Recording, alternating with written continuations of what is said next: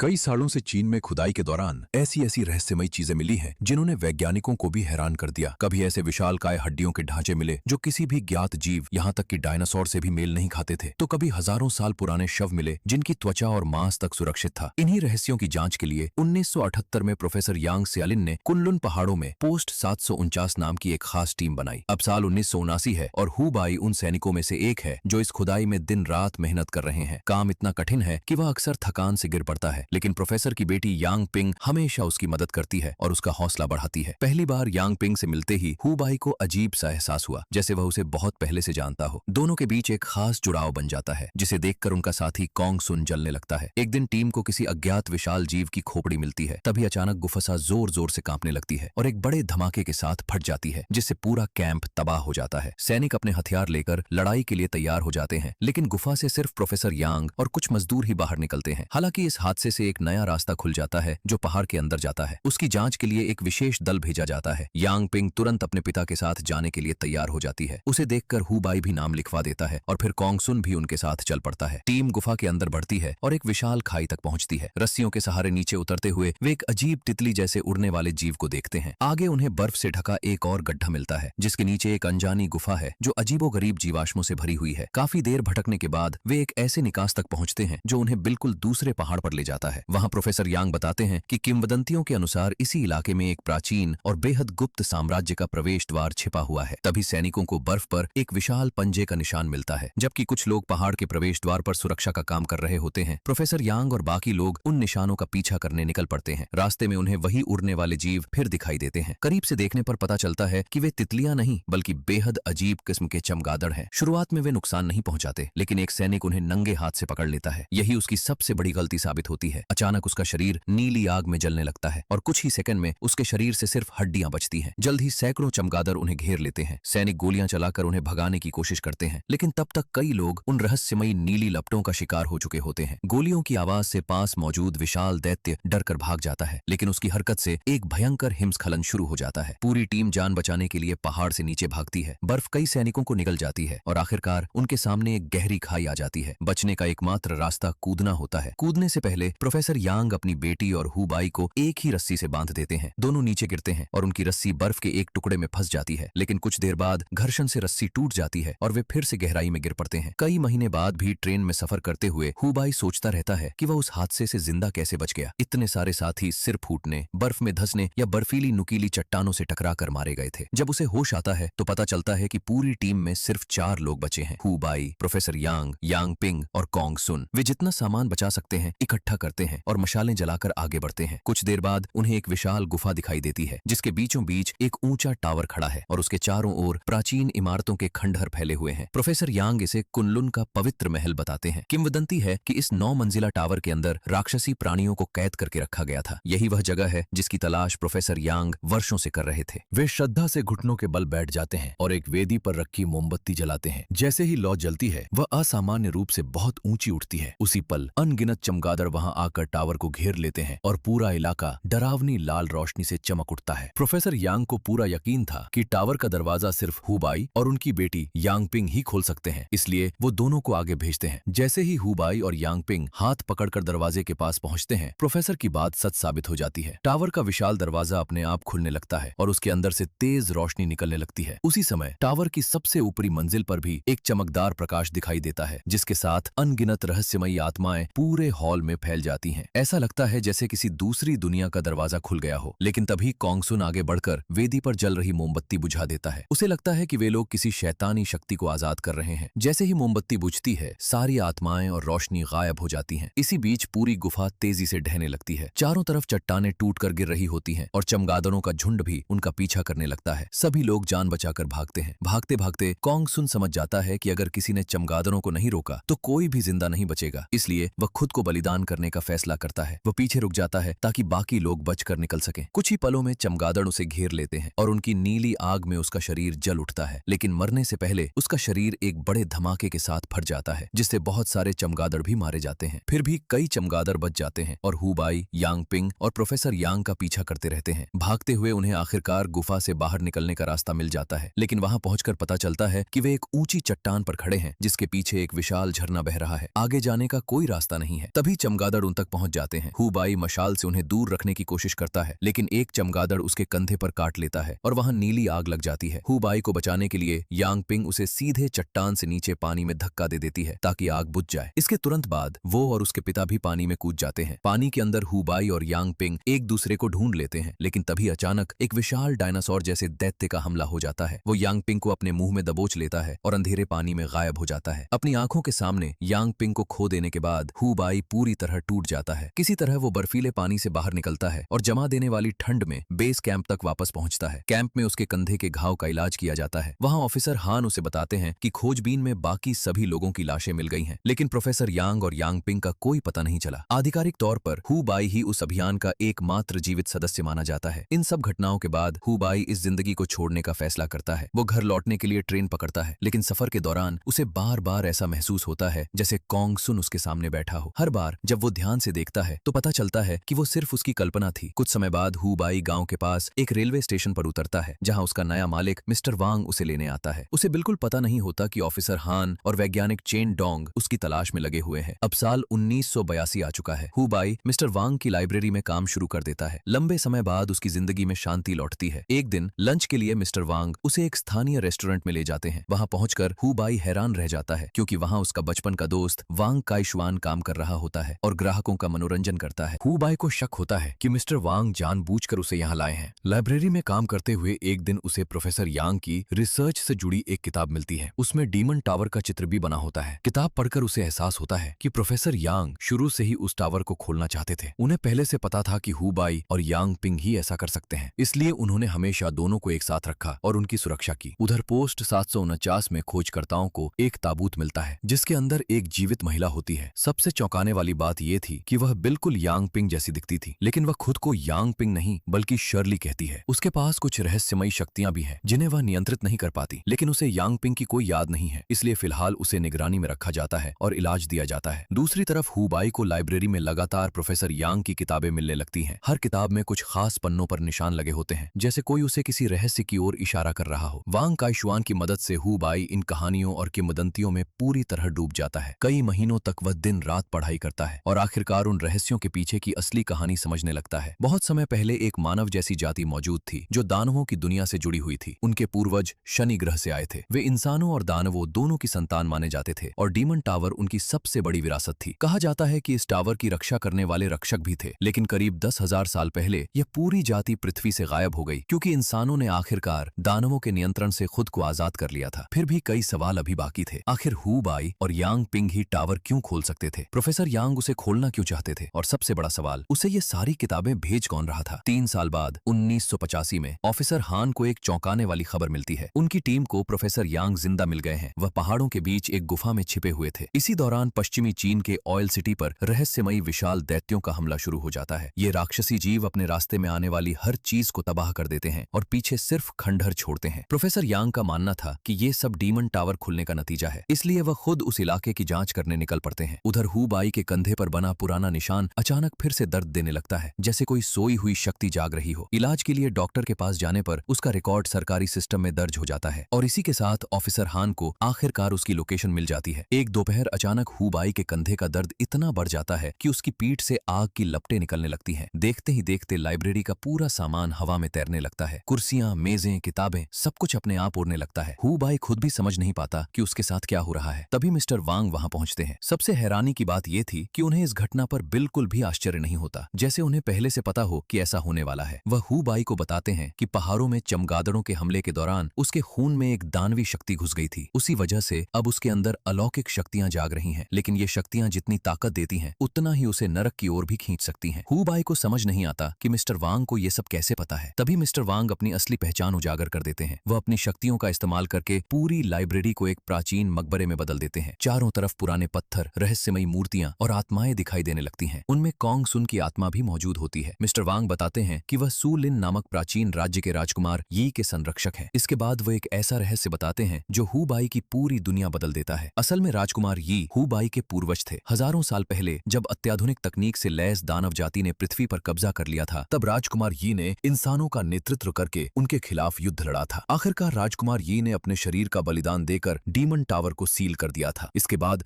ज्यादातर दानव पृथ्वी छोड़कर चले गए, लेकिन लेकिन कुछ यहीं छिप गए। उन्होंने इंसानों का रूप धारण कर लिया और यहाँ तक कि इंसानों से विवाह भी कर लिए। अब वे दानव हु बाई को ढूंढ रहे हैं, क्योंकि अपने वंश की वजह से वही एकमात्र व्यक्ति है जो डीमन टावर को फिर से खोल सकता है और दानवों को आजाद कर सकता है। उधर पोस्ट 749 में ऑफिसर हान को पता चलता है कि उनकी टीम फिर से प्रोफेसर यांग को खो बैठी है। वो गुस्से से भर जाते हैं, लेकिन तभी उन्हें एक अच्छी खबर मिलती है। शर्ली होश में आ चुकी है और उसका दावा है कि उसकी याददाश्त वापस आ गई है। वो अपने पिता की तलाश में जाना चाहती है और उसके लिए हु बाई की मदद चाहती है। ऑफिसर हान तुरंत लाइब्रेरी पहुंचते हैं और हु बाई को मिशन में शामिल होने का प्रस्ताव देते हैं। शुरुआत में हु बाई साफ मना कर देता है। पिछली यात्रा में उसने अपने इतने साथियों को मरते हुए देखा था कि वो दोबारा उस दुनिया में लौटना नहीं चाहता। लेकिन जैसे ही उसे पता चलता है कि शर्ली वही लड़की है जो यांग पिंग जैसी दिखती है, उसका फैसला बदल जाता है। वो यांग पिंग को आज तक नहीं भुला पाया था। मिस्टर वांग उसे रोकने की कोशिश करते हैं। उनका कहना था कि दानव उसे पकड़कर टावर खुलवाना चाहते हैं और वहां जाना बहुत खतरनाक होगा। लेकिन हु बाई के मन में सिर्फ एक सवाल था, अगर यांग पिंग सच में मर चुकी थी तो फिर शर्ली कौन है? इसके अलावा अब राजकुमार यी के मकबरे पर भी दानवी जीव हमला करने लगे थे। साफ था कि समस्या की जड़ तक पहुंचना जरूरी था। आखिरकार हु बाई अपने दोस्त वांग काइशुआन के साथ यात्रा पर निकल पड़ता है। दोनों उत्तरी चीन पहुंचते हैं, जहां उनकी मुलाकात बाकी टीम से होती है। इस टीम में वैज्ञानिक चेन डोंग, काओ वेवेई नाम की एक महिला, कई सैनिक और शर्ली शामिल होती है। शर्ली को देखते ही हु बाई की आंखों से आंसू निकल पड़ते हैं। वो बिल्कुल यांग पिंग जैसी दिखती थी, लेकिन शर्ली का व्यवहार काफी अलग था। उसे हु बाई का नाम याद था, मगर उसके प्रति कोई भावनाएं नहीं थी। वो बार बार कहती थी कि उसे यांग पिंग नहीं बल्कि शर्ली कहा जाए। इसके बाद पूरी टीम ऊंटों पर सवार होकर रेगिस्तान पार करने निकलती है। कई दिन तक सब कुछ शांत रहता है, लेकिन फिर अचानक एक भयंकर रेत का तूफान उनकी ओर बढ़ने लगता है। जान बचाने के लिए सभी लोग तेजी से ऊंट दौड़ाते हैं। काफी देर बाद उन्हें महसूस होता है कि तूफान उनका पीछा करना बंद कर चुका है, लेकिन उन्हें ये नहीं पता था कि उन्होंने एक अदृश्य ऊर्जा कवच पार कर लिया है जो उस तूफान को अंदर आने से रोक रहा था। इस तरह वे ऑयल सिटी के खंडहरों में प्रवेश कर जाते हैं। सुरक्षित जगह पहुंचने के बाद उन्हें पता चलता है कि भागदौड़ के दौरान उनकी टीम के कुछ लोग बिछड़ गए हैं, जिनमें वांग काइशुआन भी शामिल था। दूसरी तरफ वांग काइशुआन और बाकी लोग रेगिस्तान में फंस चुके थे। उनके पास ऊंट भी नहीं बचे थे। वे दूर दिखाई दे रहे एक वेलसाइट की तरफ बढ़ने लगते हैं, लेकिन तभी एक दानवी प्राणी उन पर हमला कर देता है। जान बचाने के लिए सभी अलग अलग दिशाओं में भागते हैं। वो दैत्य एक सैनिक को मार डालता है, जबकि बाकी लोग किसी तरह वेलसाइट तक पहुंच जाते हैं। लेकिन वहां पहुंचकर उनकी मुसीबत और बढ़ जाती है, क्योंकि वहां पहले से ही एक दूसरा दानव उनका इंतजार कर रहा होता है। वो भी कई लोगों को मार देता है। आखिर में सिर्फ वांग काइशुआन और उसका एक साथी बच पाते हैं। दोनों को एक पुरानी साइकिल मिलती है और उसी पर सवार होकर वे किसी तरह ऑयल सिटी पहुंचते हैं, जहां बाकी टीम पहले से मौजूद होती है। इस दौरान मुख्य टीम पूरे शहर की तलाशी लेती है, लेकिन उन्हें सिर्फ खंडहर, लाशें और तबाही के निशान मिलते हैं। जब वांग काइशुआन दानवों के बारे में बताता है तो हु बाई घबरा जाता है। उसे पिछली यात्रा याद आ जाती है, जहां उसके लगभग सभी साथी मारे गए थे। वो तुरंत वहां से निकलने का सुझाव देता है ताकि एक और नरसंहार न हो, लेकिन चेन डोंग और शर्ली मिशन पूरा किए बिना वापस जाने को तैयार नहीं होते। हालांकि बहस ज्यादा देर नहीं चल पाती, क्योंकि कुछ ही देर बाद वे दानव उन्हें ढूंढ लेते हैं। पूरी टीम हथियार उठाकर लड़ाई के लिए तैयार हो जाती है। वे एक दैत्य पर गोलियों की बौछार कर देते हैं और सोचते हैं कि वह मर चुका है। फिर सभी दूसरे दैत्य का पीछा करने लगते हैं, लेकिन जब वे पीछे मुड़कर देखते हैं तो पहला दैत्य गायब हो चुका होता है। उधर लड़ाई के दौरान शर्ली अचानक वहां से भागकर एक छोड़े हुए स्कूल में घुस जाती है। हु बाई उसके पीछे पीछे अंदर जाता है। स्कूल के अंदर का दृश्य बेहद डरावना था। छत से कई लाशें लटक रही थी। उन्हीं के बीच उसे जमीन में एक बड़ा गड्ढा दिखाई देता है। हु बाई उस गड्ढे में उतर जाता है और एक भूमिगत सुरंग में पहुंच जाता है। यह सुरंग सीधे राजकुमार यी के मकबरे तक जाती थी, लेकिन वहां भी एक दानव उसका इंतजार कर रहा होता है। वह हु बाई को जोर से धक्का मारता है और उसे घायल कर देता है। ऐसा लगता है कि अब उसकी मौत तय है, लेकिन तभी शर्ली वहां पहुंच जाती है। सबसे हैरानी की बात यह थी कि वह उस दानव को मारती नहीं, बल्कि किसी रहस्यमयी शक्ति से उसे शांत कर देती है। कुछ ही पलों में वह खूंखार दानव एक पालतू जानवर की तरह शांत होकर वहां से चला जाता है। ये देखकर हु बाई को यकीन हो जाता है कि शर्ली सिर्फ एक साधारण इंसान नहीं है, उसके अंदर कोई ऐसा रहस्य छिपा है जो शायद डीमन टावर से भी ज्यादा खतरनाक हो सकता है। इसके बाद शर्ली अपनी रहस्यमयी शक्तियों का इस्तेमाल करती है और बेहोश पड़े हु बाई के शरीर को हवा में उठाकर राजकुमार यी के ताबूत के अंदर रख देती है। फिर वह ताबूत बंद करके वहां से चली जाती है। उधर शहर में हालात लगातार बिगड़ते जा रहे थे। एक के बाद एक नए दानव शहर पर हमला करने पहुंच रहे थे। पूरी टीम ऊंची ऊंची इमारतों की छतों पर छिपकर सिल्वर बुलेट्स और रॉकेट लॉन्चर से उन पर हमला कर रही थी। कुछ दानव गोलियों का शिकार हो जाते हैं, लेकिन ज्यादातर बेहद तेज थे। वे हमलों से बचते हुए इमारतों पर चढ़ने लगते हैं और सीधे सैनिकों की तरफ बढ़ते हैं। काओ वेवेई किसी तरह बच निकलती है। वो खुद को एक डमी या मैनिकिन की तरह स्थिर खड़ा कर लेती है, जिससे दानव उसे पहचान नहीं पाते। मौका मिलते ही वह भागकर एक पुरानी बस में छिप जाती है, जहां वांग काइशुआन पहले से मौजूद था। लेकिन उनकी मुसीबत खत्म नहीं होती। एक विशाल दानव लगातार बस पर हमले करता रहता है। हर प्रहार से पूरी बस कांप उठती है और दोनों अंदर बैठे अपनी जान बचाने की कोशिश करते रहते हैं। इधर हु बाई की आंख खुलती है। वो खुद को ताबूत के अंदर बंद पाता है और बाहर निकलने की पूरी कोशिश करता है, लेकिन तभी उसे एहसास होता है कि उसके शरीर में कुछ कुछ अजीब हो रहा है। उसके सारे घाव तेजी से भरने लगे थे। जो चोटें पहले जानलेवा लग रही थीं, वे कुछ ही पलों में गायब हो रही थीं। तभी उसके सामने मिस्टर वांग की आत्मा प्रकट होती है। वो बताते हैं कि यह ताबूत राजकुमार यी के पुनर्जन्म के लिए बनाया गया था और अब वही शक्ति हु बाई को भी ठीक कर रही है। इसके तुरंत बाद हु बाई खुद को अंधेरे में गिरता हुआ महसूस करता है। जब उसकी आंखें खुलती हैं तो वह खुद को फिर से डीमन टावर के सामने खड़ा पाता है। यहीं उसे आखिरकार यांग पिंग के साथ हुई सच्चाई पता चलती है। जिस विशाल दैत्य ने यांग पिंग को पकड़ा था, वो उसे उसी रहस्यमयी गुफा में ले गया था। वहां उसने यांग पिंग को उस जादुई अग्नि में फेंक दिया था जो टावर से जुड़ी हुई थी। उस आग ने यांग पिंग के शरीर को बदल दिया और उसे दानवों की रानी के लिए एक उपयुक्त पात्र बना दिया। यही वजह थी कि अब शर्ली के शरीर में दानव रानी की आत्मा मौजूद थी और वही पूरे शहर में दानवों को नियंत्रित करके तबाही मचा रही थी। दैत्य के चले जाने के बाद हु बाई टावर के पास पहुंचता है और दानव रानी की आत्मा से बात करता है। वहां उसे एक और बड़ा सच पता चलता है। यांग पिंग भी टावर का दरवाजा खोल सकती थी, क्योंकि वो भी उसी शाही रक्तरेखा की वंशज थी जिससे दानव रानी जुड़ी हुई थी। दानव रानी साफ कहती है कि वो यांग पिंग का शरीर छोड़ने वाली नहीं है। अगर कोई उसे मारने की कोशिश करेगा तो यांग पिंग भी उसके साथ मर जाएगी। हु बाई हार नहीं मानता। वो कसम खाता है कि चाहे जो हो जाए वो यांग पिंग को बचाने का रास्ता ढूंढ लेगा। उसकी बात सुनकर दानव रानी मुस्कुरा देती है और उसे वापस शहर भेज देती है। शहर लौटते ही हु बाई उस दानव को देखता है जो बस पर हमला कर रहा था। वो तुरंत अपनी बंदूक निकालकर उस पर गोली चलाता है और वांग काइशवान व वेई वेई की जान बचा लेता है। लेकिन दूसरी तरफ चेन डोंग एक इमारत की छत के किनारे लटका हुआ था और उसकी मदद करना लगभग नामुमकिन लग रहा था। चारों तरफ दानवों की भीड़ बढ़ती जा रही थी। हालांकि शर्ली जानती थी कि हु बाई ही वो इंसान है जो टावर खोल सकता है, इसलिए वो उसे मरने नहीं देना चाहती थी। वो अपनी शक्तियों का इस्तेमाल करके एक पूरी कार उठाती है और दानवों पर फेंक देती है। कुछ देर के लिए सारे दानव पीछे हट जाते हैं, लेकिन बाकी जगहों पर लड़ाई अब भी जारी थी। हालात इतने खराब हो चुके थे कि चेन डोंग ने अपनी पिस्तौल खुद के सिर पर तान ली थी। उसे लगा कि दानवों के हाथों मरने से बेहतर है कि वो खुद अपनी जिंदगी खत्म कर दे। इसी दौरान हु बाई शर्ली की आंखों में देखता है और उसी पल उसे एक दर्दनाक सच्चाई समझ आ जाती है। जिस यांग पिंग से वो प्यार करता था, शायद वो अब कभी वापस नहीं आएगी। भारी दिल से वो अपना फैसला लेता है। वो शर्ली पर लगातार 3 गोलियां चला देता है। जैसे ही गोलियां उसे लगती हैं, पूरे शहर में मौजूद दानव चीखते हुए राख बनकर बिखरने लगते हैं। उसी समय डेमन टावर भी टूटकर ढहने लगता है। मरते हुए शर्ली स्वीकार करती है कि हु बाई ही एकमात्र व्यक्ति था जो उसे खत्म कर सकता था। वो आखिरी बार उसे चूमती है और फिर बेहोश होकर जमीन पर गिर जाती है। लेकिन तभी एक चमत्कार होता है। शर्ली का रूप धीरे धीरे बदलने लगता है और वो फिर से यांग पिंग बन जाती है। हु बाई उसे देखकर फूट फूट कर रोने लगता है। उसे लगता है कि आखिरकार उसने उसे हमेशा के लिए खो दिया। लेकिन तभी यांग पिंग धीरे से बोलती है। वो मुस्कुराकर कहती है कि उसे खुशी है कि वो आखिरी बार हु बाई को देख पाई। हु बाई तुरंत उसे उठाता है और राजकुमार यी के ताबूत तक ले जाता है। उसे उम्मीद थी कि जिस ताबूत ने उसके घाव भर दिए, शायद वही यांग पिंग को भी बचा सके। वो यांग पिंग के साथ ताबूत में लेट जाता है। जैसे ही वो अपना माथा उसके माथे से लगाता है, अचानक उसकी यादों की पूरी दुनिया उसके सामने खुल जाती है। उसे पता चलता है कि यांग पिंग के पास बचपन से ही विशेष शक्तियां थी। वो मरे हुए जीवों को वापस जीवित तक कर सकती थी, लेकिन उसकी मां ने हमेशा उसे इन शक्तियों का इस्तेमाल करने से मना किया था। बचपन में यांग पिंग को समझ नहीं आता था कि उसकी मां ऐसा क्यों करती है। फिर एक दिन उसने अपनी मां को नीली आग में जलते हुए देखा। तभी उसे सच्चाई पता चली। उसकी मां उन दानवों की वंशज थी जिन्होंने हजारों साल पहले इंसानों का रूप धारण कर लिया था और सामान्य इंसानों से विवाह किए थे। अब हु बाई को समझ आ जाता है कि प्रोफेसर यांग ने अपनी पूरी जिंदगी डेमन टावर पर रिसर्च क्यों की। वो हमेशा अपनी बेटी को उस अभिशाप से बचाना चाहते थे जो उसकी नसों में बह रहा था। इसके बाद हु बाई को एक और रहस्य पता चलता है। पहाड़ों में खाई से गिरने के बाद वे सभी लोग इसलिए जिंदा बचे थे क्योंकि यांग पिंग ने अपनी शक्तियों का इस्तेमाल करके उन्हें मौत से वापस लौटा दिया था। यादों का ये संबंध खत्म होने से पहले यांग पिंग आखिरी बार हु बाई से बात करती है। वो उससे कहती है कि वो उससे प्यार करती है और फिर एक आखिरी इच्छा जताती है। वो चाहे कुछ भी हो जाए, उसके पिता को ढूंढना कभी न छोड़े। हु बाई उसकी इस इच्छा का सम्मान करता है। कुछ समय बाद वो अपनी टीम के साथ फिर से ऊंटों पर सवार होकर रेगिस्तान छोड़ देता है। उनकी नई यात्रा शुरू हो चुकी थी। अब उनका अगला लक्ष्य प्रोफेसर यांग को ढूंढना था। लेकिन दूर एक पहाड़ी पर खड़ा एक विशाल दैत्य उन्हें जाते हुए देख रहा था, जैसे उनकी कहानी अभी खत्म नहीं हुई हो, बल्कि असली रहस्य तो अब शुरू होने वाला हो।